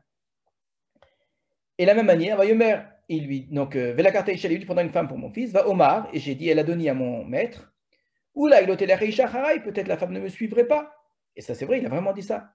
Vayomer, et là, il m'a répondu, Hachem, Asher italarti lefanav, devant lequel j'ai cheminé. On n'a pas Hachem Eloké Hashamaim, on n'a pas Hachem Lekachanimi Betavi, etc., etc. Là, encore une fois, il a changé le serviteur. Alors, il y a une chose qu'il a changé qu'on comprend évidemment. Il ne va quand même pas leur dire Hachem Asher Lekachanimi Betavi, Hachem qui m'a pris de la famille, de la maison de mon père, d'accord? Parce que là, ça voudrait clairement dire qu'il est bien content d'avoir quitté sa famille et qu'il a fait de bon cœur et qu'il était content d'avoir accompli l'ordre divin. Et ça remettra en question ce qu'il venait de dire juste auparavant. Comme le serviteur fait croire que Abraham tient à sa famille, désire sa famille, et je le répète, c'est ce que le serviteur a cru lui-même, et c'est ce que nous, lecteurs, on a le sentiment au départ, comme qu'Abraham a une sorte de nostalgie qui veut retourner. Alors que c'est exactement le contraire. Abraham ne veut surtout pas cela. Mais comme c'est ça qui leur fait croire, il fait entendre que Hachem, j'ai cheminé devant lui. J'ai cheminé devant lui, ça veut dire je suis resté avec ma famille. Alors je l'ai quitté, mais je ne le dis même pas que je l'ai quitté. Là où je suis allé, j'ai amené ma famille avec moi en vérité. Je n'ai pas coupé les ponts avec ma famille. Juste, je suis allé devant Dieu. Et il n'y a pas Eloké Hashamaim, et encore moins Eloké Haaretz. Hachem, le Dieu du ciel et le Dieu de la terre. Le Dieu du ciel, est-ce que la famille d'Abraham a besoin d'entendre cela? Le Dieu du ciel, puisque eux, ce qui s'intéresse, c'est Elohé Nachor. C'est le Dieu de Nachor. La famille d'Abraham, cette idée d'un Dieu qui serait tout-puissant et qui, au nom de cela, il a besoin de faire sortir Abraham pour établir sa royauté sur toute la terre, c'est des choses qu'ils ne doivent surtout pas entendre. Ils ont besoin d'un Dieu qui est un Dieu tribal, un Dieu qui reste chez nous, c'est le chez nous. Abraham a besoin de retrouver sa race, a besoin de trouver vraiment sa famille d'origine, et c'est tout. Alors il est parti et maintenant il a besoin de se reconstruire un petit peu grâce à nous. C'est ça le sentiment que le serviteur d'Abraham fait croire à la famille. Évidemment, ce n'était pas du tout l'intention d'Abraham. De la même manière, donc, il enfonce le clou en faisant croire qu'Abraham aurait dit à la fin, donc Hachem, devant lequel j'ai cheminé, Ishlach Malacho Itach, enverra son émissaire avec toi, Vitzliach Darkecha, il fera réussir ton chemin, Vela Karta Isha Livni, tu prendras une femme pour mon fils, Mimish parti, de ma famille, ou mi betavi, et de la maison de mon père. Je le répète, ce n'était pas du tout les mots, nous l'avons vu, d'Abraham. Alors, il y a une remarque qui est juste, c'est qu'une fois qu'on a remarqué cela, c'est-à-dire on a bien vu que l'intention d'Abraham, c'était de reproduire le Lech Lecha à partir de Haran, sans que ce soit lié à la famille d'Abraham, et que le serviteur lui fasse croire que la famille est de l'importance, je veux bien, mais de fait, c'est quand même incroyable que ce soit produit dans sa famille. L'histoire aurait pu, d'après tout ce qu'on a raconté, aurait pu se passer, effectivement, dans une autre famille, quelque part, en Haran, une autre famille, aurait eu un autre Lecha ailleurs, dans une autre famille. Il y a quelque chose d'assez extraordinaire, finalement, que la famille de Terach joue ce rôle-là. Et ça va beaucoup plus loin simplement que notre histoire. Nam Korkos le fait remarquer dans les remarques. Rivka va clairement dire, elle, par contre, à Yaakov, tu vas aller chez Lavan, tu vas prendre une fille de là-bas. Donc, ce n'est pas qu'on va reproduire, comme on l'a entendu, ce qui est déjà vrai, 3 fois le Lech Lecha à partir de Haran, ça va se reproduire 3 fois, mais c'est 3 fois quand même depuis la famille d'Abraham. C'est quand même étonnant, cette famille joue un rôle qui dépasse l'intention d'Abraham. Plus que cela encore, puisque même Lot va jouer un rôle dans l'histoire. Terach a eu 3 fils, Haran, Avram et Nahor. De Avram, très bien, il y a la fameuse lignée qui va suivre, choisie par Dieu, etc., qui est celle de Yitzhak et qui est celle de Yaakov. De Nahor, eh bien, il va y avoir justement les filles. De Nahor, on va avoir Rivka. De Nahor, on va avoir Rachel et Léa. Donc, dans les 3 fils de Terach, eh bien, ces 3 fils, il y en a 2 qui finalement se lient l'un à l'autre pour donner le peuple d'Israël. Donc, il y a 3 branches, il y a 2 branches ici qui sont déjà nécessaires pour produire le peuple d'Israël. L'une à travers les hommes, l'autre à travers les femmes. Maintenant, si on va un peu plus loin, Nahor lui-même, comment est-ce qu'il a eu des enfants qui vont donner ensuite naissance et à Rivka et à plus tard Rachel et Léa? C'est en se mariant avec la fille de Haran. Il s'est marié, on nous dit avec Milka, et en se mariant avec Milka, il a eu donc Bethuel et Bethuel, donc, etc. Donc, pour donner naissance aux filles de la famille d'Abraham, à Rivka et à Rachel et Léa, il aura fallu que Nahor se marie avec la fille de Haran. Donc vous avez ici les 3 branches de Terach qui sont associées. On comprend même c'est presque une sorte d'évidence pour le Midrash. Si on va jusqu'au bout, il faudrait même dire que Rivka elle-même, que Sarah elle-même fait partie de la famille. Et comme ça, on aura dit, c'est qu'une histoire de famille. C'est ce que fait le Midrash en disant, Iska, l'autre fille de Haran, c'est en vérité la femme d'Abraham, c'est Sarah. Donc ça n'est qu'une histoire de famille. Les hommes et les femmes sont tous de la même famille. On se marie entre cousins, nièces, neveux, etc., etc. Et donc, c'est à cause de tout cela que probablement on a du mal à entendre quand Abraham dit « je veux juste que tu ailles dans mon pays », qu'il ne veille pas vraiment sa famille, parce que finalement, c'est toute la famille qui est en jeu. Je le répète, c'est vraiment toute la famille. Pour que le peuple d'Israël puisse naître, pour que Yaakov puisse naître et donner naissance aux 12 tribus, il va falloir Rachel et Léa, il va falloir Rivka, et donc il va falloir Milka, et donc il va falloir Lavan, et donc il va falloir Bethuel, et donc il va falloir Nahor, et donc il va falloir Haran. Et si on va jusqu'au bout, alors là, c'est avancé dans l'histoire, et de Lot lui-même va naître Moab, et de Moab va naître Ruth, et de Ruth va naître David, et de là va naître le Mashiach. Donc, prenez vraiment toutes les branches, et même les petites branches après, les sous-branches qui vont sortir. Ce Terach, c'est un personnage vraiment qui a priori n'a rien de sympathique, hein.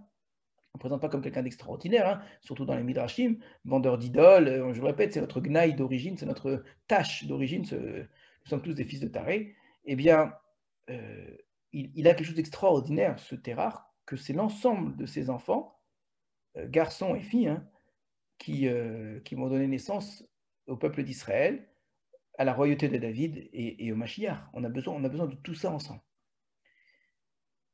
En me présentant les choses de cette façon, on se rend compte que c'est vrai qu'il y a quelque chose dans la famille d'Abraham. Et pourtant, j'insiste, ce n'est pas ce qu'Abraham a demandé. Ce n'est pas ça qu'Abraham a dit. Ce qui signifie une chose que pour l'instant, on ne pourra pas expliquer, qu'on va mettre de côté, mais qu'on va essayer simplement de poser, on va essayer de trouver juste les mots pour pouvoir le dire, c'est qu'il y a plusieurs dimensions. Et que de la même manière qu'au départ, Abraham, à aucun moment, n'a désiré avoir un enfant de Sarah pour donner naissance à ce fils de la promesse. Il ne voulait pas, c'est pas ça qu'il voulait. Hachem lui a dit, tu auras une descendance, une très grande nation. Pour lui, il aura une grande nation par Lot, par Eliezer, par Ishmaël, c'est tout. Et ça lui convient très bien. C'est par la force des choses. C'est Hachem qui petit à petit l'amène à arriver, en essayant essayé toutes les possibilités, à avoir finalement un enfant miraculeux de Sarah. Donc, il y a l'approche d'Abraham qui est liée à son interprétation de la promesse d'Hachem. Qu'est-ce qu'Hachem attend de lui? Qu'est-ce qu'Hachem lui dit? Et je le répète, c'est toujours deux volets, deux facettes, une terre et une descendance. Et donc, Abraham, on est arrivé au point que cette terre et cette descendance vont se réaliser par un particularisme, par un miracle, par quelque chose d'extraordinaire, quelque chose de complètement détaché. C'est ce que représente Sarah, très bien. Et donc, il faut revivre cela. Il a très bien compris cela, il y a quelque chose de vraiment qui est nécessaire. Et il ne voit pas du tout l'intérêt de revenir dans sa famille. Qu'est-ce qui fait qu'il revienne dans sa famille? C'est Hachem. Et ça, le serviteur qui est très intelligent le comprend. Il va dire Baruch Hachem, que soit béni Hachem, une sorte de bracha là-dedans, qui me fasse non seulement revenir là où Abraham voulait, mais plus loin encore, dans une dimension qui est cachée. J'insiste, on est dans une dimension cachée. Là où la dimension cachée, elle est vraiment très cachée, mais c'est ce qui rejaillit sur tout le reste, qui va rayonner sur tout le reste, c'est la dimension Lot, qui n'est même pas dans la Torah. Il va falloir arriver à Megillat Ruth, il va falloir arriver à David Ameler, et d'arriver au Mashiach, qui est quelque chose qui ne s'est même pas encore réalisé aujourd'hui. On est dans quelque chose qui est une dimension cachée, qui n'est pas encore entièrement révélée à Abraham lui-même. Pourquoi? Pour que l'histoire d'Israël s'écrive, il va falloir non seulement reproduire le Lech Lecha de génération en génération, mais le Lech Lecha pas simplement à partir de Haran, pas simplement à partir de là où Abraham est né, mais Lech Lecha de Terach. Que dans Terach, il y a quelque chose duquel il faut toujours aller ressortir et ressortir. Et il ne faudra pas faire la même erreur que le serviteur d'Abraham.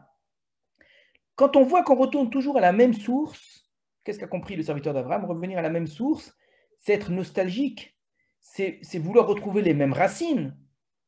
C'est que finalement, tu trouves qu'il y a quelque chose de bien là-dedans que tu as besoin de reproduire, d'accord? Or, ce n'est pas comme ça qu'il faut l'entendre.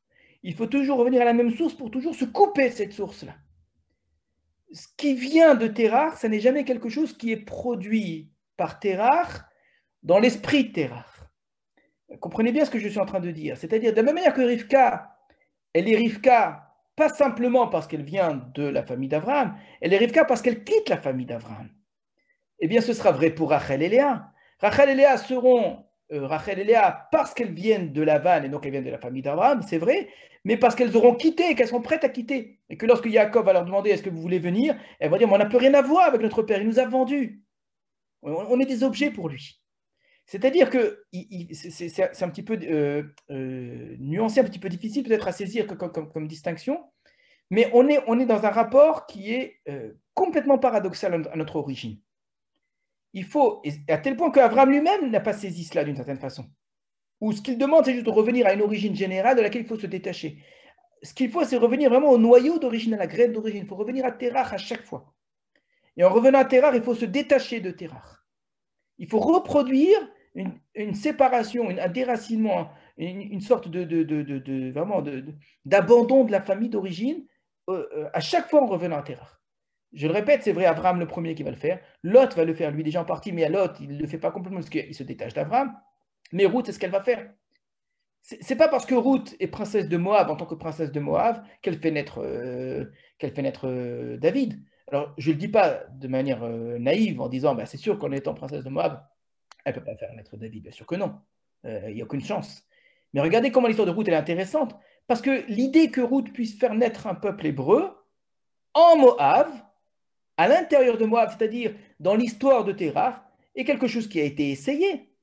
Puisque avant d'être la femme de Boaz, elle était d'abord la femme de Machlon. Et en étant la femme de Machlon, eh bien, elle s'était déjà mariée avec quelqu'un de la famille d'Abraham, c'est-à-dire par Yitzhak, par Israël. Et pourtant, ça n'a rien donné. Pourtant, de là, il n'y a rien qui est né. Donc, Ruth, c'est l'exemple même que je viens de la famille de Terach, je suis quelqu'un de bien, mais que tant que je m'identifie encore à Terach, c'est stérile. Mon mari meurt et je n'ai pas d'enfant. Pour qu'il y ait une histoire, pour qu'il y ait une suite, il faut toujours revenir à cette famille et se détacher de cette famille. Voilà, j'étais peut-être un petit peu long aujourd'hui, excusez-moi, je suis désolé, je n'avais pas l'heure en fait devant moi, je ne me rendais pas compte. On va s'arrêter là. Je reviens à nouveau en concluant en disant que Soalelu Nishmat, vraiment le nom est incroyable, Yitzhak ben Avraham, Zichrono Livracha, Yitzhak ben Abraham. Ici, on comprend que pour être Yitzhak ben Abraham, il y a tout un cheminement, un déracinement, une identité qu'il a su faire passer à ses enfants, à ses petits-enfants, qui jusqu'à aujourd'hui, en France et en Eretz Israël, se poursuivent ce chemin d'Yitzhak ben Abraham. Un grand merci à tous, à très bientôt et Shabbat Shalom.